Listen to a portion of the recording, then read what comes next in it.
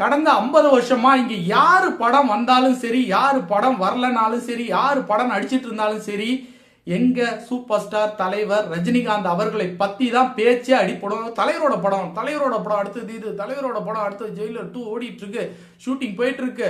அடுத்து வந்து பாத்தீங்கன்னா தெலுங்கு டைரக்டர் வந்து கதை சொல்லிட்டு இருக்காரு. இந்த பக்கம் வந்தீங்கன்னா லோகேஷ் வந்து ரஜினி கமலை வச்சு ஒரு படம் பண்ணிட்டு இருக்காங்க. இந்த டாக்கு தாங்க கடந்த 50 வருஷமா போயிட்டு இருக்கு. தமிழ் சினிமாவை தூக்கி நிறுத்தது யாரு அப்படின்னு பாத்தீங்கன்னா சூப்பர் ஸ்டார் ரஜினிகாந்த் தான் ஆளா வந்து நிப்பாருங்க. அந்த அளவுக்கு வந்து பாத்தீங்கன்னா திரையரங்கு உரிமையாளர்கள் வந்து சந்தோஷப்படுறது ரஜினிகாந்த் படம் வரும்போது தான். இது உண்மைங்க, இதுல மாற்று கருத்தே இல்லை.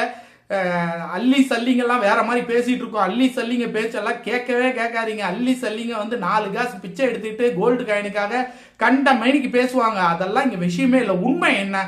தமிழ் சினிமாவை தூக்கி நிறுத்தது யாரு அப்படின்னு பாத்தீங்கன்னா 50 வருஷமா தமிழ் சினிமாவை வந்து ஒரு கையால் அப்படி தூக்கி நிறுத்திட்டு இருக்கிறது யாருன்னா சூப்பர் ஸ்டார் ரஜினிகாந்த் அவர்கள் தான். அவருடைய அத்தனை படங்களும் தேட்டருக்கு வரும்போது திருவிழா கோலமா மாத்தனது சூப்பர் ஸ்டார் அவர்கள் தான். அதோட அருமை தெரிஞ்சும், அதோட அருமை வந்து யாருக்கு தெரியும் அப்படின்னா விநியோகஸ்தர்களுக்கு தெரியும், தேட்டர் உரிமையாளர்களுக்கு தெரியும், ப்ரொடியூசருக்கு தெரியுங்க.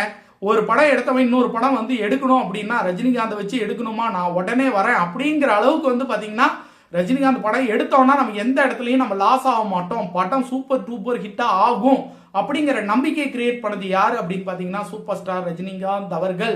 ஒன் அண்ட் ஒன்லி நிரந்தர சூப்பர் ஸ்டார், தமிழகத்தின் சூப்பர் ஸ்டார், இந்தியாவின் சூப்பர் ஸ்டார், உலகத்தின் சூப்பர் ஸ்டார், தமிழ் சினிமாவின் சூப்பர் ஸ்டார். எல்லா கலெக்ஷன் ரெக்கார்டையும் உடச்சி தூக்கி போட்டு இவர் தான் டாப்ல இருக்காரு. இவர் டாப்ல இருக்க ரெக்கார்டு இவரே முறியடிச்சிட்டு இருக்காரு.